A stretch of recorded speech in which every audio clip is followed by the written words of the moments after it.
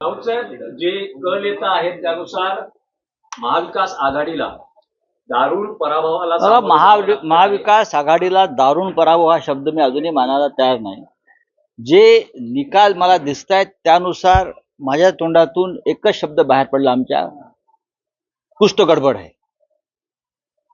एकनाथ शिंदे यांना 56 जागा कोणत्या भरोशावर मिळत आहेत? अजित पवारांना 40च्या वर जागा मिळत आहेत. आणि असं काय देवेंद्र फडणवीस, मोदी आणि शहानी दिवे लावले इथे की त्यांना 120च्या वर जागा मिळत आहेत? महाराष्ट्रातलं वातावरण आणि महाराष्ट्रातला कल ज्या पद्धतीने होता, आम्ही फिरलोय, आम्ही ग्राउंडला होतो, जमिनीवर होतो. हा निकाल लोकशाहीचा कौल मानण्याची जी प्रथा परंपरा यापूर्वी आम्ही पाळलेली आहे, की लोकशाहीचा हा कौल आहे, आम्ही मानतो.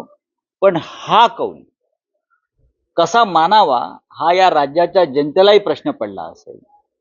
शरद पवार साहेबांनी या महाराष्ट्रात तुफान उभं केलं होतं, बरं का? तुम्ही त्यांना 10 जागाही द्यायला तयार नाही. ते असं शक्य आहे का या महाराष्ट्रामध्ये? ही काय गडबड आहे हे आता सगळ्यांना कळेल. पण आम्ही हा निकाल जरी आला असला, हा निकाल जनतेचा कौल असं मानायला आम्ही तयार नाही. जनतेचा कौल हा नव्हता. 100% मी सांगतो, जय पराजय हे होत असतात निवडणुकीमध्ये. जय पराजय, हार जीत लोकशाहीमध्ये हे होत असतं आणि त्याच्याविषयी आम्हाला काही म्हणायचं नाही. पण जे निकाल लावून घेतलेले आहेत, त्या लावून घेतलेल्या निकालावर माझ्यासारख्या लोकशाही मानणाऱ्या माणसाचाही विश्वास असू शकत नाही. राऊत साहेब, पण जे निकाल आहेत पूर्णपणे दिसतंय की लाडकी बहीण या योजने, मला असं वाटत नाही का महाराष्ट्रामध्ये लाडके भाऊ, लाडके आजोबा, लाडके काका, लाडके मामा, लाडके दादा नाही आहेत का? आहेत ना. मी परत सांगतो की काहीतरी गडबड आहे आणि ही मोठी गडबड आहे. महाराष्ट्रावर अडाणीचं बारीक लक्ष होतं. विशेषतः काल अडाणीचा अटक वॉरंट निघाल्यानंतर अशा प्रकारचे निकाल येतील का अशी आमच्या मनात शंका होती. गौतम अडाणीला अमेरिकेतून काल जे अटक वॉरंट निघालं, त्यांच्यावर जे भ्रष्टाचाराचे आरोप झाले, ते अप्रत्यक्षपणे भ्रष्टाचाराचे आरोप हे भारतीय जनता पक्षावरच होते, शिंद्यांवर होते. कारण या निवडणुकीमध्ये सगळ्यात जास्त पैशाचा वापर आणि ताकद ही अडाणींनी लावली. आणि आता या निकालावरती गौतम अडाणीचा प्रभाव आहे का? कारण अडाणी, मोदी आणि फडणवीस, शिंदे वेगळे नाहीत. पण राऊत साहेब, तुम्ही म्हणता की काहीतरी गडबड आहे, तर नेमकं तुम्हाला काय म्हणायचंय? मी पाहू ना आता ईव्हीएम मध्ये गडबड आहे की या संदर्भात पैशाचा वापर झालेला आहे याच्याविषयी माझ्या मनात काही शंका नाही. तुम्हालाही माहिती आहे पैशाचा किती मोठ्या प्रमाणात वापर झाला. एकनाथ शिंदेचे सर्व आमदार कसे काय निवडून येऊ शकतात?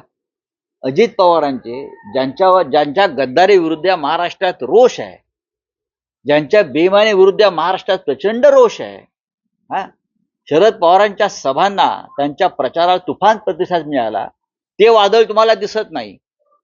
पण आज जागा जिंकल्यावरती युतीचं वादळ म्हणताय तुम्ही. स्वतःला प्रश्न विचारा मीडियानं.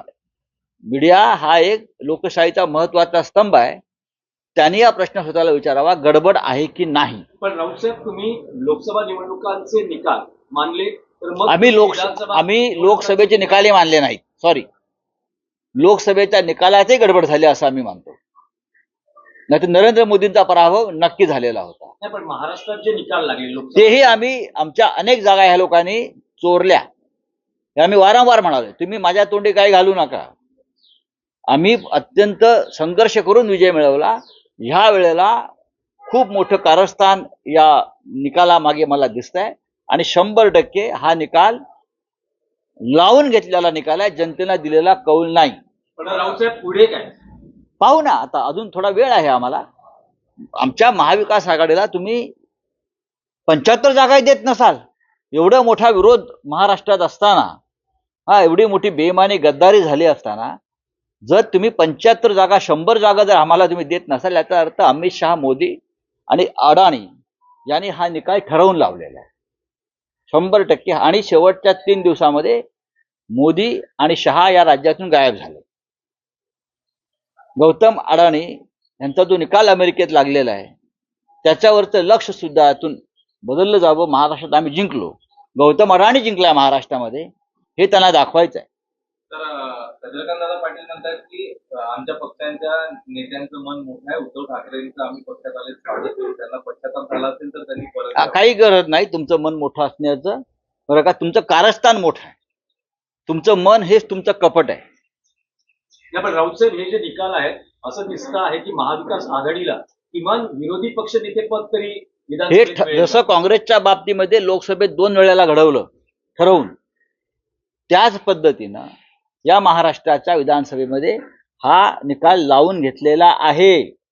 महाराष्ट्र जो विकायला काढलेला आहे त्याला आम्ही विरोध करत होतो. मुंबई विकायला काढलेली आहे त्याला आम्ही विरोध करत होतो. आणि हा विरोध आमचा मोडून काढण्यासाठी या पद्धतीनं निकाल लावून घेतले. न पेक्षा असे निकाल या महाराष्ट्रात कधीच लागणं शक्य नाही, लागूच शकत नाही. राऊत साहेब, विक्रोळी विधानसभेमधून सुनील राऊत आता आघाडीवर आहे. बरं. तुम्ही त्याच्या